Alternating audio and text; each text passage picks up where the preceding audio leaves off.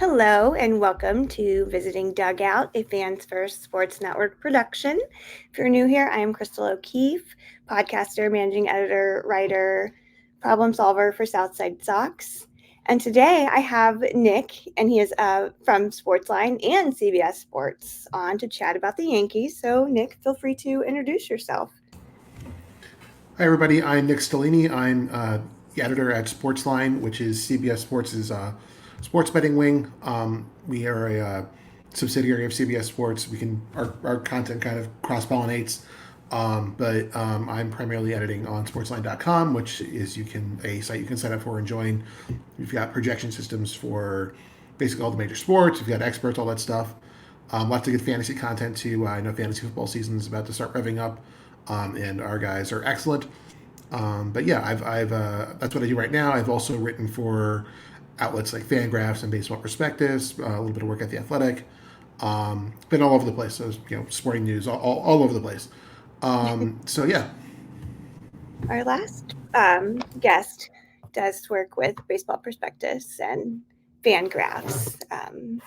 Davey, he's a Nationals fan. I'm sure you might be familiar with him. We follow a lot of the same people anyway. Yeah, Davey's great. Yeah. So let's talk about the Yankees. What is new in the Bronx right now? So there's this guy named Juan Soto. I don't know if you've heard of him. He kind of just showed up over the winter, and turns out he's pretty good at baseball. Yeah. He's very, very good at baseball. It's been awesome watching Juan Soto on a regular basis. Like I would say I watched him when he first came up with the Nationals, and then he went to San Diego for a while. And I am a sleepy man, so I don't watch a whole lot of West Coast baseball. I watch the Padres when I can because the Padres are a team I've always been kind of intrigued by. So if I'm watching West Coast baseball, there's a good chance I'll throw them on. And obviously he's great. But like watching him like on the regular, like you realize just how incredible Juan Soto is. He's actually been scuffling a little bit lately, and we'll get into like the team's recent performance and stuff. But even still, it's just remarkable. So yeah, Juan Soto's incredible.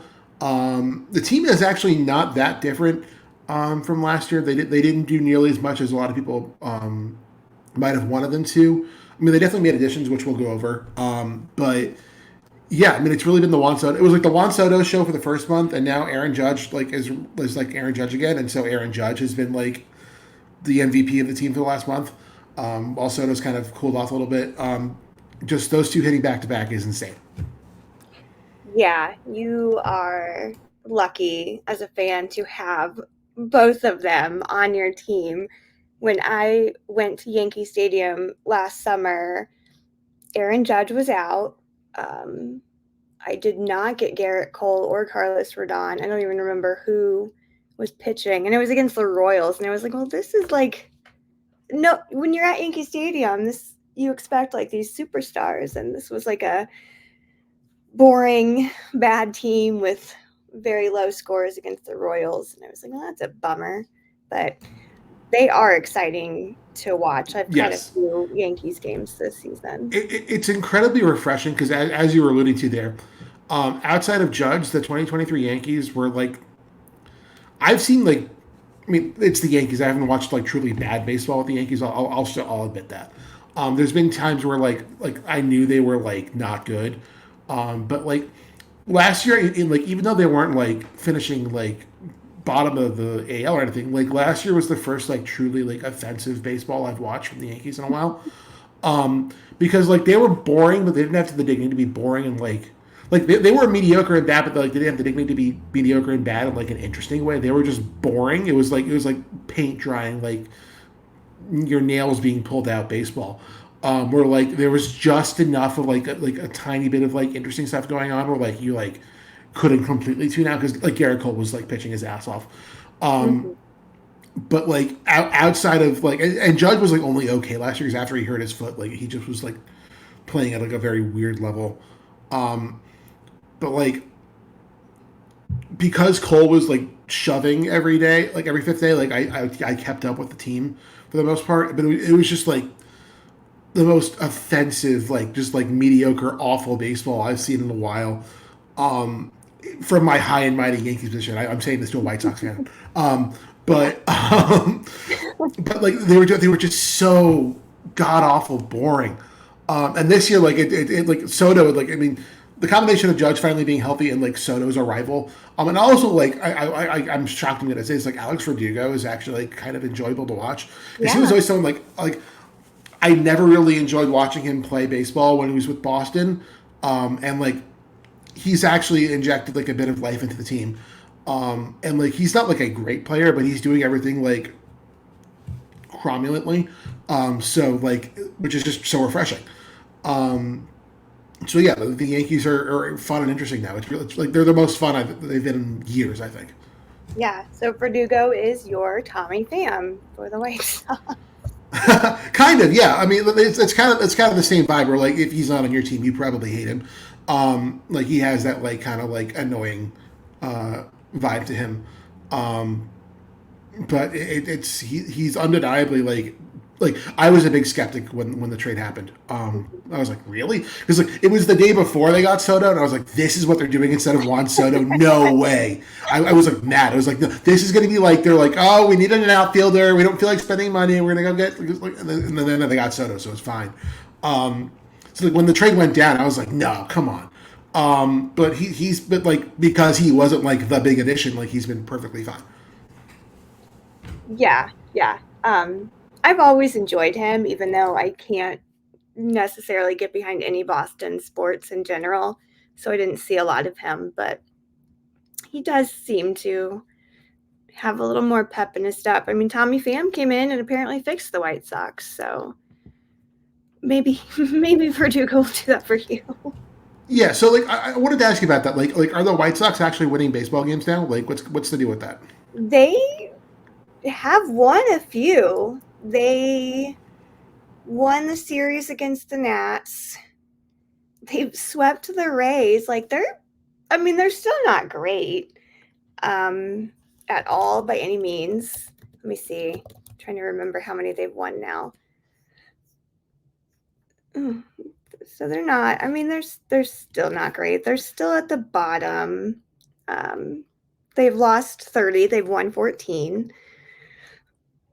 But seeing as how they had, I think, the worst start in baseball history, at least modern baseball history, that's an improvement, I guess. We got rid of all of our good players. So, Yeah. yeah, it is what it is. Uh, so, how would you grade the Yankees offseason then when they did make some pretty big splashes at least? I mean, it's hard to like not give it like a positive grade, considering like the Soto and Verdugo acquisitions have gone so well. I was also a little skeptical of the Marcus Stroman signing, but he's pitched, Mm-hmm. like he's basically just been Marcus Stroman. Like he's a like reliable, good mid rotation starter, which is a boon to this team considering that Gerrit Cole hasn't pitched yet. Mm-hmm. So that steadying presence in the middle of the rotation has definitely been more than welcome. And other members of the staff have stepped up in ways we didn't expect. Like Clark Schmidt has like a 2.4 ERA now. Luis Heel, who will be pitching against the White Sox, we'll talk about him. Luis Heel's been a revelation. I was worried about him being the fifth starter in Cole's absence, but he's been great. But yeah, I mean, I wanted a little more in the bullpen, I think. That was one source of concern, and I mean, it's hard to argue with the results. They did acquire like Caleb Ferguson and Victor Gonzalez in two separate trades from the Dodgers. Basically, they just took the Dodgers lefties and stuck them in their own bullpen, and they've been fine. A guy like Dennis Santana has kind of stepped up out of nowhere, like who's kind of like a guy who was just bouncing around, but he's been good. Nick Birdie, with a reclamation project, had like 15. Was Nick Birdie the Birdie that was on the White Sox organization? Was that the other Birdie brother? That was the other birdie. But he's been pretty decent. But I wanted like another like back of the bullpen arm because they got like a lot of like mid tier guys. And full credit to the Yankees. Like the Yankees have a habit of like finding like really like journeyman mid guys and turning them into like tactical nukes. And Luke Weaver is this year's out of nowhere tactical nuke, and he's been great as like either like a long man or like a like fireman to deploy into sticky situations. So that's really helped. And Tommy Kahnle, former White Sox, is working his way back.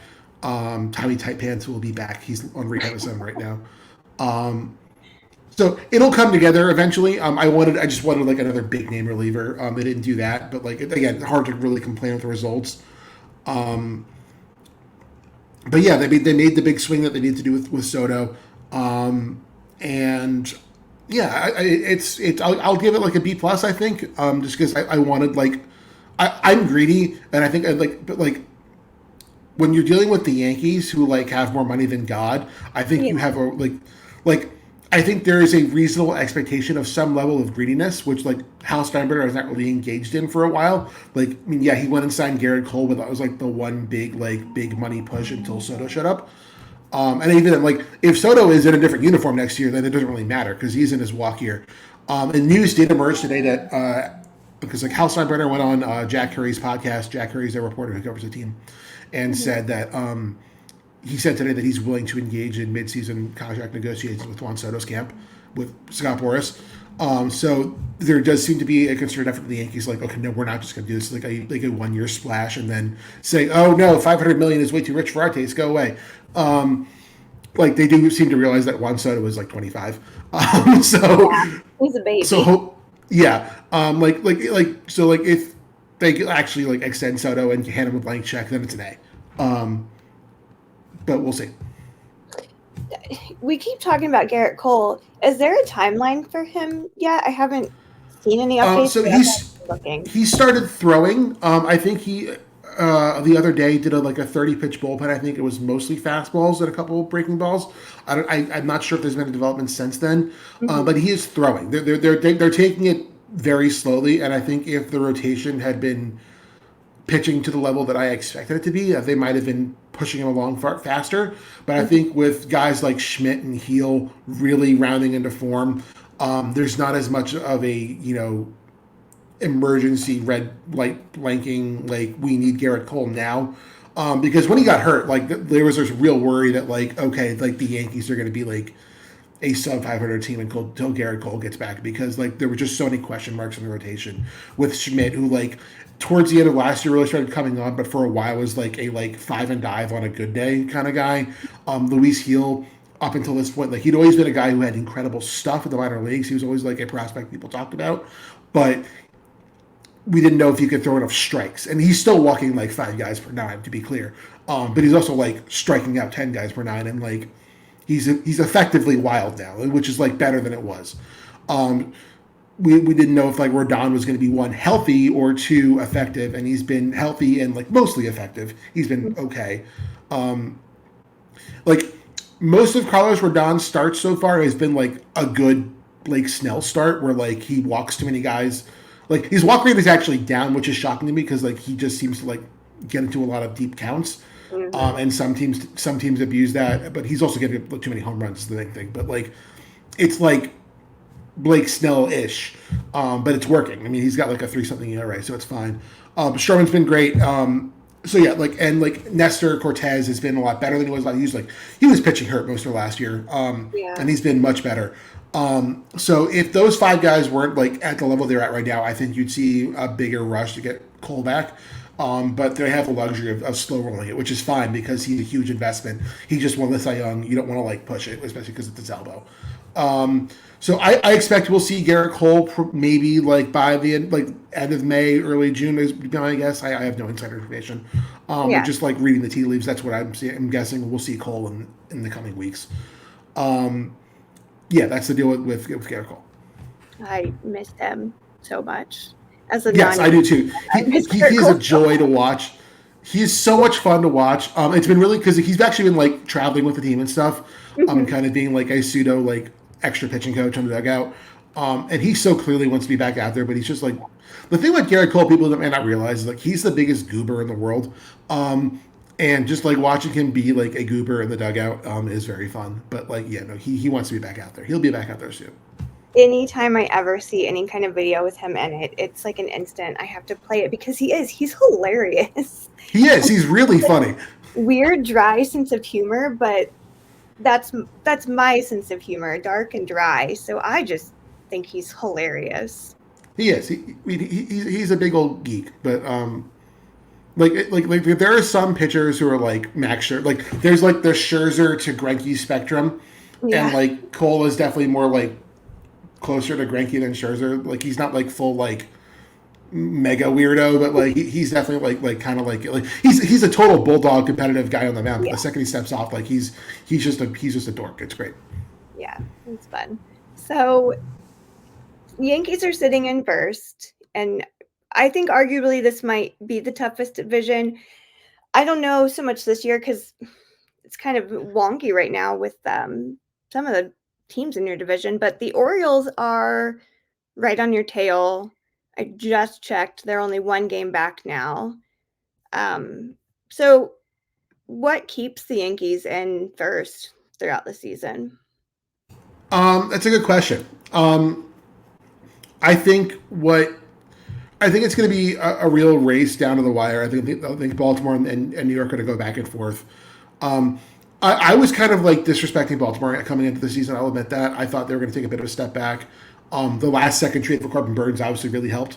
Um, but I think that I wasn't totally sold on the bullpen after Felix Bautista got hurt, and like they signed Craig Kimbrell, but like that's been what you'd expect so far. They definitely have some guys in that bullpen who are good. I think they need another reliever in a bad way. And knowing Mike Elias, like that's like the one like thing he's like really willing to splurge on is cheap fungible relievers. He's still an Astro at his heart. So I mean they'll figure that out. I mean they certainly have like Adley Rutschman and Gunnar Henderson are freaks. Jordan Westberg is suddenly one of the best hitters in baseball. It's which is just freaky. They'll hit. They're gonna hit. It's just a matter of like how the pitching holds up, like how Kyle Bradish holds up. You'll see another arm or two show up in Baltimore, and it's really just a matter of like when Gerrit Cole comes back, how effective is he? How soon can he come back, and how deep into games can he can he just eat innings and be great again? Yeah. Like that'll be a real injection of octane into the Yankees. I think the Yankees also probably need another impact reliever. It's a matter of can Judge and Soto be good at the same time? Like is I also think the Yankees probably need another bat somewhere. I don't know where they would stick it because I mean you're not really going to displace Anthony Rizzo. The outfield is kind of set with Verdugo and Judge and Soto. Oswaldo Cabrera has actually been pretty good at third base. I'm really really happy with his development so far. And like DJ LeMahieu's on the way back. He again like he started his rehab assignment a few weeks ago and then like got pulled after 3 innings and now he's going to start again tomorrow on Friday. So we'll see what happens when LeMahieu comes back and how effective he is.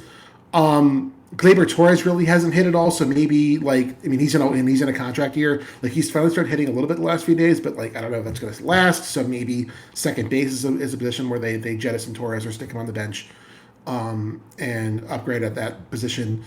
It's really going to be an arms race all year, basically, is what I'm saying.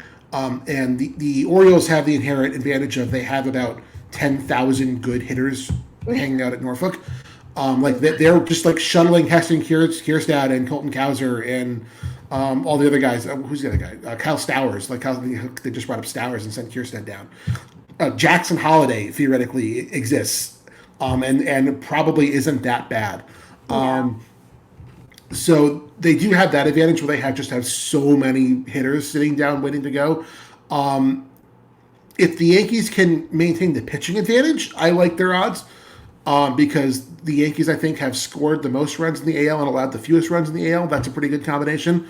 I don't know if the offensive dominance is going to keep up. I think I expect them to come back down to earth a little bit. I definitely think Baltimore has the advantage there, but if the Yankees can maintain their pitching advantage, I like it. I like their chances. But we'll see. I definitely think Baltimore has more trade capital to expend. They've been holding on to all these hitting prospects for so long. They have to cash in these chips at some point. And I mean, they got Corbin Burns for what I thought was a song. I thought that was going to Yeah. cost a lot more. So they still have chips to cash in at some point. If they're going to do it at some point, it would be this year. You do have to think that some of their stars, especially, are going to regress. Like Adley can't be that great all the time, all season. Like there's got to be some kind of regression in there. And we saw what Jackson Holiday did. Again, he was only up for a week.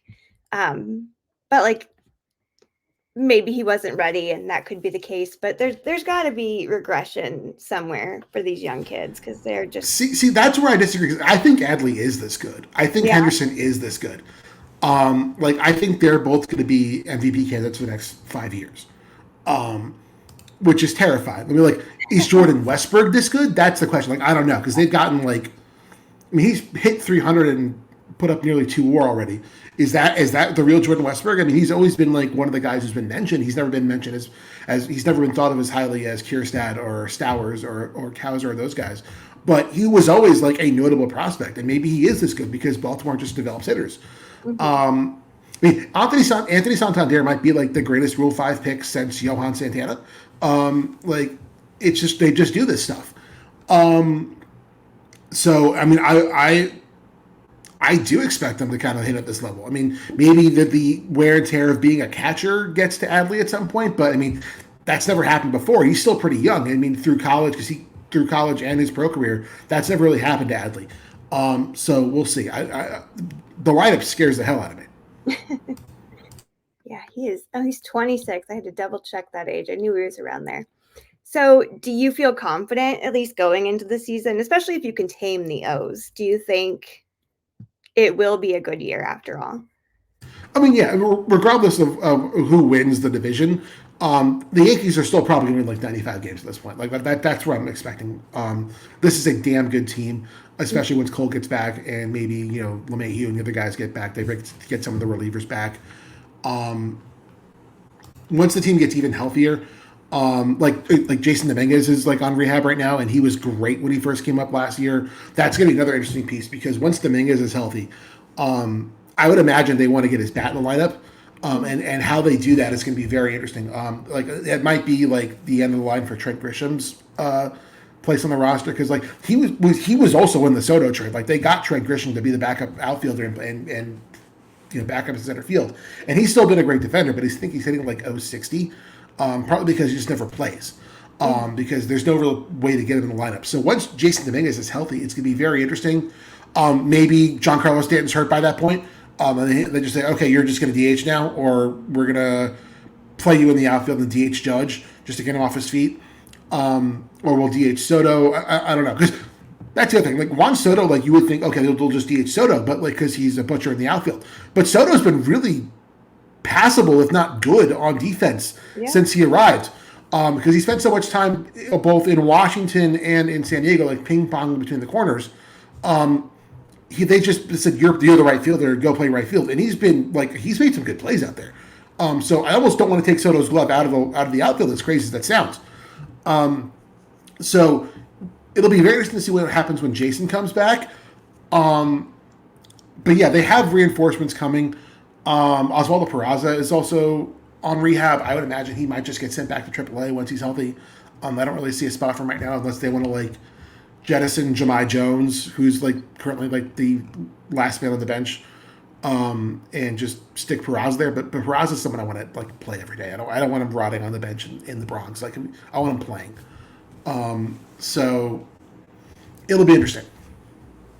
Yeah. Well, we will take a very quick break to pay bills, and we will get back to breaking the season down. Or the series, not season. Oof. All right, we are back. So the series with the Yankees, I looked up. They had the pitching matchups ready to go, so I was excited about that.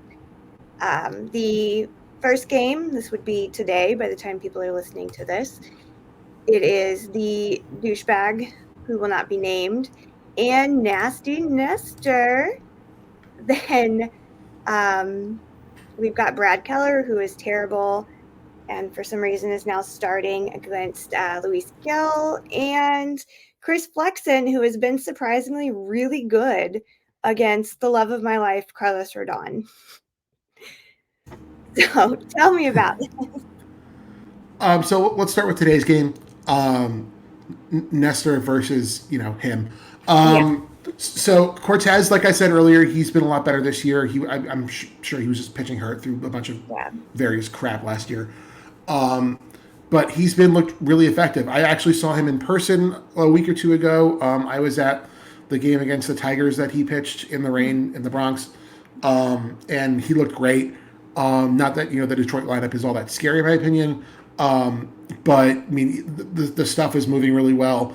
The cutter is as good as it's ever been. Um, he has been a little off every now and then a few starts. Like he's definitely pitched better at home than he has on the road. Um, but I mean, it's what you would like to see from Nestor Cortez. I mean, I don't know that he's ever going to be like the all star that he was a couple years yeah. ago. I would love for him to get back there because that version of Nestor Cortez is one of the most fun, some of the most fun I've ever had watching baseball. Was watching him just be ridiculous on the mound. And he still gets there sometimes. Like against the Tigers, he struck out I think nine guys. I think, but yeah, Nestor Cortez is an absolute joy to watch, especially now that he's back and healthy. He's been missing, like his command kind of wavers sometimes. That's been his bugaboo this year, and he's only given up a few long balls. But if his command is sharp, then he can go deep into the game and strike out. His strikeout numbers will exceed what you would expect for a guy who tosses as softly as he does. He's kind of a junk baller. I mean, he throws a little hard every now and then, but like he's basically a junk baller. But he'll strike out more than you expect. And yeah, he's really fun. I actually, when I was at Yankee Stadium, he didn't get to pitch that night, but he was the giveaway. So I have a lovely Nestor Cortez bobblehead in my I'm office. very jealous. Very jealous. I was so excited. Oh, yeah, so Brad Keller is really terrible for this next series. Um, Again, I have no idea why he's starting, but what can you tell me about Luis? Because I'm not super familiar with his pitching. Yeah, so like I said, Luis Gil was a guy who always threw like a million miles an hour, had like crazy like wipeout stuff, but didn't really know where the ball was going a lot of the time. Mhm. He's always been like kind of like a fringy prospect, like not I don't want to say fringy, but like he's always been like the third or fourth or fifth best pitching prospect in the system. He's never been like the best pitching prospect in the system, but like you would argue he has the best raw stuff in the system all the time. Um, so he was the plug-in fifth starter when Cole got hurt at the end of spring training, and I was like, okay, let's see how this lasts. Then that might go with like a turn or two, then we'll have to call someone up. Um, and he's actually been really good. He's got a 2.5 ERA. He's striking out 10 batters per nine. The real problem is that he's also walking 5.44 per nine. That's a lot. But when you strike a bunch of guys out, and he's actually like not giving up home runs at all, is the other thing either. Like he's keeping the ball in the park, which is really cool. So it's like I said, effectively wild. You would like to see him cut down on the walks. If he cuts down on the walks, like he's like a borderline all star. That's a really dangerous combination, and like the walks are part of why he hasn't been pitching super deep into games because his pitch count goes up that way. Um, but no offense against a lineup like the White Sox, he might put some work in. Um, Don't, you're not going to offend me. There's nothing worse that you could say that I don't already say about this yeah, team. I mean, like batters are hitting 142 off of him. Like that's pretty good. Yeah. He's been a big reason. He's been a huge reason why the pitching has been as stabilized as it is without Gerrit Cole. Um, I've been really impressed. Really, really impressed. Yeah. So then I mentioned Chris Flexen, who has been surprisingly really good. This was one that I really didn't know how this was going to turn out with him. He was in the KBO for 2020. That's the Korean baseball for people that might not know. Um, and again, he's always just kind of been this mid, you know, fifth starter really in most teams he's been on. But he's had a phenomenal season with the White Sox. They somehow turned his career around. And I mean, the other day, I think he struck out 5 for the Nationals, which is impressive seeing as how our pitching is a really big pain point on this team. And then you mentioned Carlos Rodon. He was really bad, but then again, he's went through so many just injuries that have kind of altered him, and he didn't play a full season for quite some time. And then he, had a no-hitter in Chicago, which was best day of my life. And again, he's one I feel like he can eat innings and you can depend on him for that. But you did mention he's been giving up a ton of home runs and a ton of walks. So what's going to help him out? So I'm actually looking at his Fangraphs page now, and the walk rate's much lower than I thought it is. Oh, okay. But yeah, the home runs are a problem. Not nearly as bad as it was last year, but last year was just ghastly, like Yeah. more than 2 per 9. That was unfortunate. When Rodon is on this year, he's really cool to watch. The strikeout rate isn't back to where it was in like the 21-22 years, like his last year in Chicago, and then the 1 year in San Francisco where he was excellent. It's not quite that back to that range yet, but he still throws nasty stuff. It's just a matter of like leaving out of the middle of the plate, basically. Even if like with like the lower walk rate, I still feel like watching him sometimes. Like I don't know if it, I don't think it's fair to say he's nibbling because he's not that kind of guy. He's not someone who nibbles. I think Yeah. just like the command is just a tick off. Where like the walk rate feels like it should be higher because like there's times where he's just like missing spots ever so slightly, and if either he walks a guy or goes over the wall. But I mean, he'll have multiple inning stretches where he just looks unhittable. And then like I watched the start of his in Toronto where he looked like that, and then he got hit out a couple times. His recent start in Baltimore, a few innings he looked great, and then he just like gave up 3 home runs out of nowhere.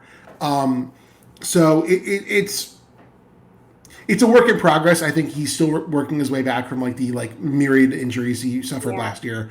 Like it was just like, not a good first year in New York for a variety of reasons. And he was like hurt a lot, then like tried to pitch through injuries, and it was a mess.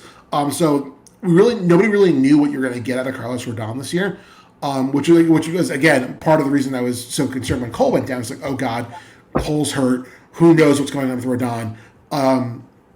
But it's been workable so far. Because everybody is pitching so well, like there isn't as much of an onus on him to like be the ace in Cole's stead.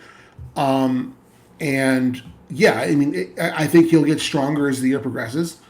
And yeah, you're not getting the 6 WAR pitcher he was in San Francisco right now. Yeah. But he is still a useful arm in a good rotation. Yeah. Do you follow his wife on Twitter by chance? I know Ashley is an interesting person. I know I've seen her snipe at people a few times. I don't follow her. I probably should, but I've seen her get catty with people. It's a good time. Yeah. She's funny. She claims that she only goes on Twitter every 5 days, and I feel like anytime I know when Rodon is pitching without checking because I start to see her taking like screenshots of a strike zone, and she's like just yelling at umpires in general on Twitter, and she was like, "How is that?" And she's constantly, and it's funny. She's hilarious to I love watch that. rage tweet during games. I love that. Oh, bless that woman. So you mentioned Soto and Judge are both really hitting the ball and doing great, and your pitching, I mean, it's pretty decent, especially for this series. So So speaking of the Yankee pitching, yeah, this 3-game series I just wrapped up with the Twins. Shocker, the Yankees swept the Twins. That's just yeah, kind of what happens. That's the balance of the universe. So the first game of the series, Ryan Jeffers led off the game. I'm reading a tweet here from Chris Kirshner, who is a beat writer for The Athletic, who follows the Yankees. Ryan Jeffers of the Twins led off the first game of the series with a home run. Since then, the Yankees starting pitchers went a combined 20 innings, 10 hits, 3 walks, 16 strikeouts, 0 runs after that leadoff home run. That was the only run they allowed the entire series. That's pretty good. So the Yankees pitching staff is on a heater right now. We'll see if the White Sox throw them off that heater. we appreciate you beating the Twins anytime, whenever you want.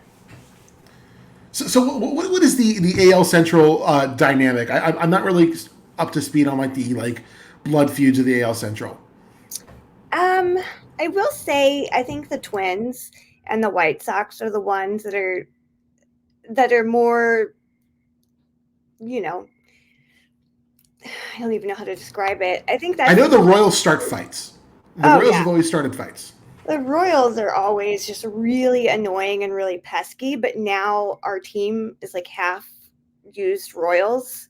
That's right. Um, The Chris gets experience. yeah, so I don't even know what to say about them. And the Royals were surprisingly pretty good to start the season. But I feel like it really goes back and forth with White Sox and Twins. Those that I see a lot of interactions on Twitter. There's always the meme when the Chicago White Sox win against the Twins. There's like the TS and they take out wins, you know, or win in the middle. So I feel like that's more of a feud than anything. Even when the White Sox are bad, those are the games that usually sell more tickets. And you've got like the Naylor brothers, and I mean, people still want to see this team. We just typically don't get along with Twins fans. The Guardians, again, this is such a bad division that it almost just doesn't even matter because there aren't good teams. I mean, even if the Twins or Guardians make it to the top, they're pretty much immediately out of any contention because they can't stack up to any of these other teams. But yeah, I think there's some bad blood with the Twins and the White Sox. Fascinating. Yeah, I think it's, and I mean, it used to be the Brewers when the Brewers were not, um, when the Brewers were in the same division, but now we're all chill with Brewers fans. So it's really just the Twins and the Royals just kind of annoy us. There are no real thoughts against the Tigers until just, the end of last season because Jason Benetti left Yes, White Sox yes. and went to the Tigers. But even then, I don't think, I don't think anybody blames him for that. yeah. My mother-in-law, just for Mother's Day, my husband got her like an MLB pass to watch games because she just wants to listen to Jason still. So she watches all these Tiger games now because she That's wants to funny. listen That's to really them. funny. So it's sweet. Um, oh yeah, so I was going to ask who is the biggest threat on the Yankees right now for this White Sox team? I want to say Judge because Judge is like finally found his stroke and is like really like just ripping the cover off the ball. I think he had like 5 extra base hits on Wednesday. Um, and like you have to account for like the usual like cosmic forces that like make the Yankees destroy the Twins. Mm-hmm. That certainly played a role there. But like Judge is just like on a crazy heater right now. Soto's actually got, like I said, gone cold. He's like he was like destroying the ball in April, and he's gone cold as like Judge has heated up. But maybe like the White Sox is what he needs to get right. So who knows? Um, but yeah, it's Judge. I mean, Judge is just a monster. Um, a lot of people are like really concerned when at the start of the year because like he's like batted ball data was like not good and like for like there was some talk like okay like a guy of his size with like nagging injuries and he's older than you think he is. The people are like oh god is like the sudden big guy decline finally here and like no he's fine. He's just his timing was off. Um, yeah, so Aaron Judge is going to do unholy things to the Chicago pitching staff. I'm sorry to dance. Um, Anthony Volpe is also like really good now. Oh Like yeah. he started the year like insanely hot, and then like because like his big problem his rookie year last year was like it was like just constantly swinging the junk off the other Mm-hmm. half of the plate. Like you could like easily strike him out. I mean, again, he still like won a Gold Glove and went 2020. So like I couldn't complain too much. He was like a 21-year-old like going 2020 in the major leagues. This year, like he started off crazy hot, then like he started slumping, and I was like, oh god, it's back. He's just got to do this again.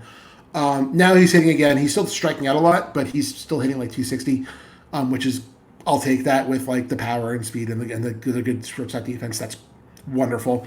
He's been a really good presence at the top of the lineup, getting on base and getting driven in by the big guys. So I would say Volpe and Judge are the guys you have to worry about right now. Do you think that Aaron Judge kind of has like their names on a list underlined because that's where he injured the toe. It was against the White Sox. And that was No, like it was against the Dodgers. It was at it was Dodger against the Stadium. Dodgers. I thought it was Yeah, against the no. White So they were playing at Dodger Stadium, and you're thinking because of the chain link fence, because he ran with like this like chain link fence that, well, you know how like down the right field line at Dodger Stadium they have where the bullpens are, they have like those chain link fences Yeah. in front of the bullpens. So he like ran into that making a catch, and there's like a little like lip of concrete under that he like ran Oh, his toe into. So like I know like the White Sox also have like the chain link fences in the outfield. That might be yeah. what you're thinking of. But no, it was at Dodger Stadium. It was at Oh, Dodger okay. Stadium. Well, I feel a little bit better. I, No, for some you're the reason, guys who killed what's his face, the rookie, Dustin Fowler. oh, okay, okay, okay. Yeah, Well, I still blame you guys for Dustin Fowler, but no, Judge isn't your fault. okay, good. I, yeah, for some reason, I could have sworn that was a White Sox Yankees game. Whew. So I think we've already talked about the keys for the Yankees to win this series, and I really don't think the White Sox are going to put up much of a fight. Do you just have anything to add to what they need to do? So like sometimes in years past, like especially like maybe it's particularly last year, um, the Yankees would occasionally like play down to the level of competition. Like they would like get up for like the big teams coming into town, but like there were times where like they would like kind of like sleepwalk through like the you know the series you see in the calendar, like oh whatever, we're fine. Um, that this year's team isn't really doing that, but like they just like keep not doing that. I think that especially with guys like Luis Heel and Nestor, and you can put Rodon in this category too. Throw strikes basically. The White Sox lineup is not what you would call scary, and so just don't give him free passes. Which especially for a guy like Luis Heel, that's easier said than done. But this is a great opportunity for him to like really like bear down and like just throw strikes, like focus on throwing strikes. Because like I said, if he'll like consistently throw strikes, he's a world beating pitcher. Yeah. Um, so this is a good test case for that. You don't fear that they're going to kind of fall asleep at the wheel for this series Um, because the White in, Sox are in, so in, bad? in years past, I might have. This year, I don't think they're doing that. I think they're really like they've got their nose to the grindstone this year. Like I was not optimistic entering the season, but like they've really blown me away. They're a good club. Well, feel free to just go ham for tonight's game. Like anything that you need to do. I don't feel bad saying all of these mean things about him because he's not a good person. No. So I've spent so much money for different charities because of my hatred for him. So I don't feel bad when I say mean things anymore. So that kind of wraps up this series. Those are the questions I had. We can move on. This is kind of your chance for any hot takes about any team. It does not have to be Yankees or White Sox centric or just predictions or how you're feeling overall. Anything you want to talk about baseball Oh related? man. Let me think. Let me think. I'm kind of unprepared for this. I'm looking at the standings right now. Um, all right. I'll go with this. I don't know how hot a take this is. And I fully admit, Jake and Jordan, if you're listening, I'm just stealing this from you guys. Um, I think the Phillies will, in fact, finish the year in first place. They will beat out the Braves for the NL East. I know that the Fangraphs projections largely expect the Braves to pick up steam and overtake the Phillies. I know the Phillies have played a lot of really bad teams, including you guys. Yeah. They've kind of feasted on the dregs of Major League Baseball. Um, but I will say that the Braves, I don't know that their rotation can hold up for a whole year because they have a lot of guys who have not pitched a ton of innings. Mhm. I don't expect Chris Sale to pitch a full season of baseball. Renato Lopez, for all you White Sox fans at home. Other love of my Um, life. full credit to Reynaldo for suddenly looking like a good starting pitcher. Shocker that the White Sox couldn't fix the starting pitcher. Um, but I don't see it. Mhm. I mean, would I be shocked if the Braves ran away with the division? Of course not. They're the Braves. Yeah. But because you're asking me for hot takes, I will say the Phillies do in fact win the East. And yeah, I don't really have any other like super hot takes. This is like, I mean, I don't know what to make of the Royals. I admittedly haven't watched a lot of Royals games. Yeah. Um, they're somehow 26-19 apparently. Yeah. Um, but I mean, I know Bobby Witt's like crazy at baseball, but I don't really know much about the rest of the team. The AL West is kind of shaking out kind of how I expected. Frankly, I didn't think the Rangers had the juice this year because I just didn't like their pitching at all. Um, I did think the Astros were going to be good. I'm really enjoying the downfall of the Houston Astros. That is Yeah, I sparking am too. joy. I did pick the Mariners to go to the World Series, so that's cool. Even though Julio's like not good now, but No, I saw both the Rangers and the Mariners last week, and I was stunned because the A's in the first game, there was a doubleheader. The first game they like destroyed the Rangers, and the second game it was still a really really close game. And then Seattle, it was disappointing because you think of Seattle and all these phenomenal players, and then you actually watch them play, and you're like, oh, what's going on? it's definitely a very Mariners-y team. Like of all the Yeah, Mariners teams, this might be the Mariners-iest. Um, but the rotation's just insane. yeah, Um, so they can deal with like Julio. Like, I mean, so Julio like started last year really slow too, and then he came on and like finished fourth for MVP. And I haven't watched a ton. I've watched some Mariners games, so I can't really diagnose what's going on with him. But it's not good. I mean, he's got himself up to like a 93 WRC plus now, but the power is just non-existent. So I wonder if he's like playing through something. yeah, But yeah, I mean, if the Rangers are still going to be hungover from the World Series and like not really have pitching and relying on like Scherzer and Degrom to come back and save them, I don't really buy it. Which is kind of what I expected coming into the season. I think just they did not get enough pitching.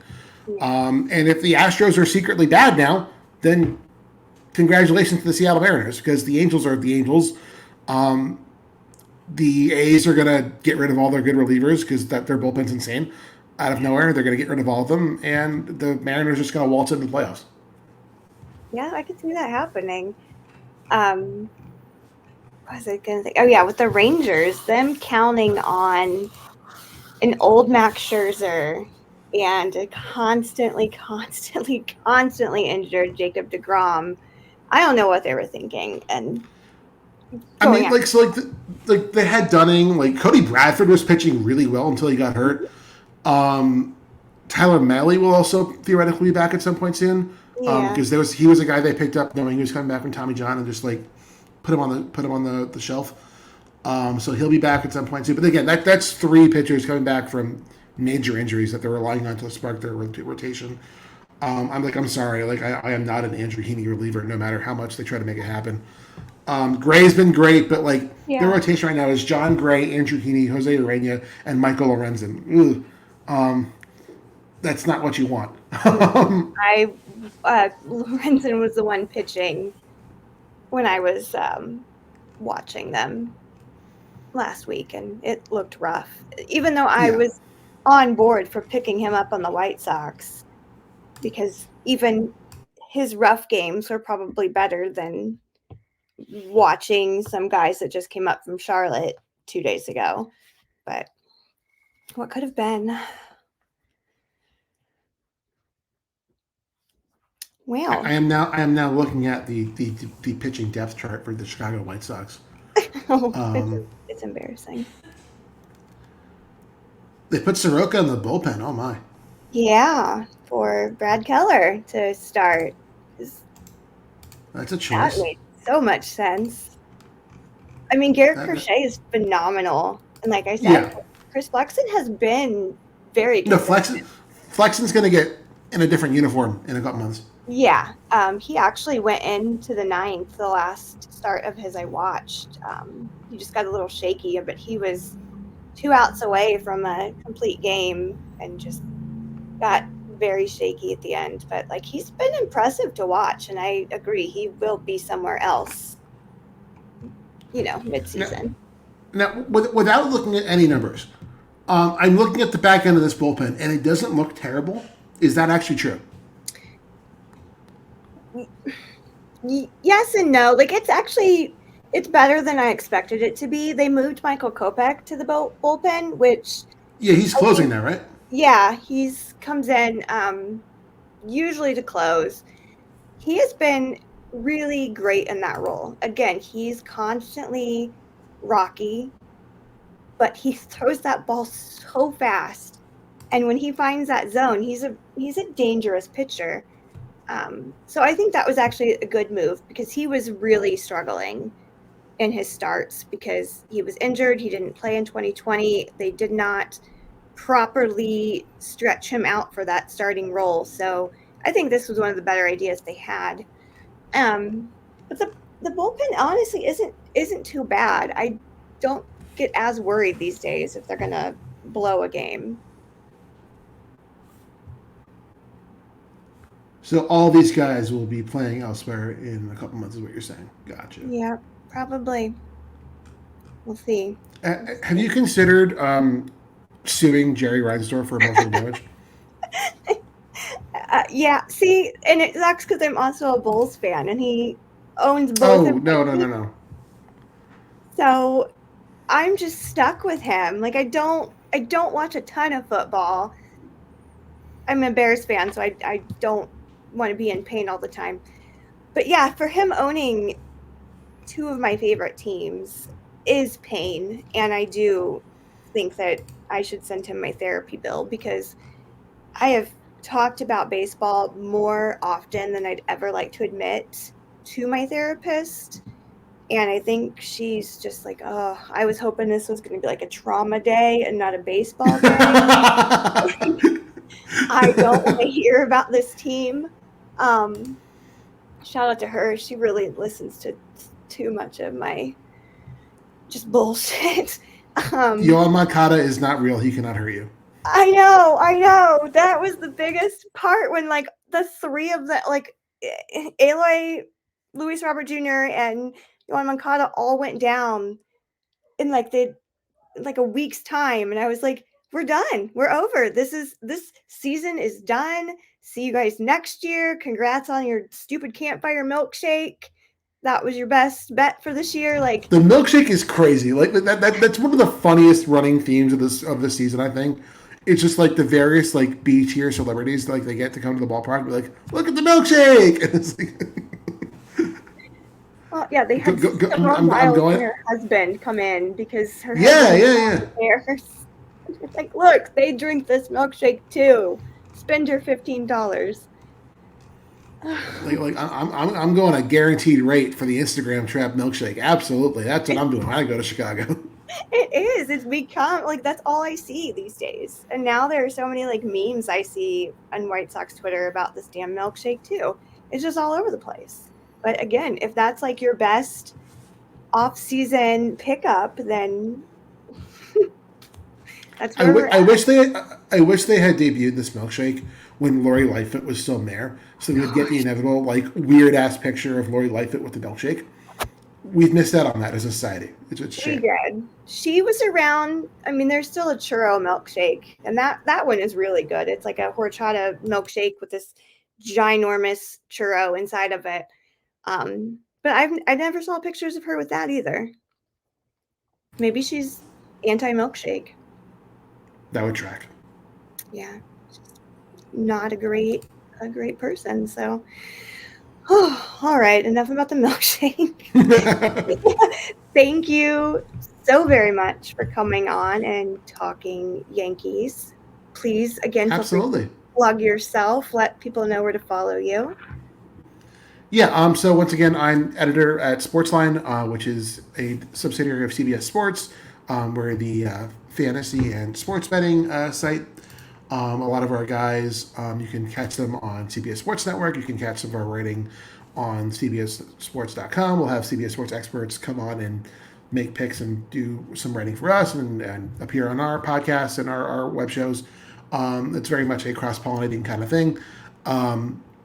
So check out Sportsline if you're into that kind of stuff. If you're not a sports gambling person, you should still check out CBSSports.com. We've got great stuff, especially our baseball wing. If you love baseball, RJ Anderson, Mike Axis, Matt Snyder, Kay Philbin, they've got you. Dan Perry, they've all got you. we do incredible work, I think. For me personally, if you want my inane ramblings about the Yankees, you can follow me on Twitter at Stellini Tweets. Um, I apologize for everything that you're about to see. Crystal can let you know that I'm a miserable follow. Um, and yeah, that's my deal. All right. Well, thank you. Best of luck in this series. I'm sure you'll just completely wipe the floor with us, but that's okay. As always, White Sox 3-game sweep incoming. You got to believe. yeah, right. Well, we said that about the Rays, and then they swapped the Rays, so I'm just gonna manifest some higher powers, grab some crystals. I don't know. All right. Well, thank you so much.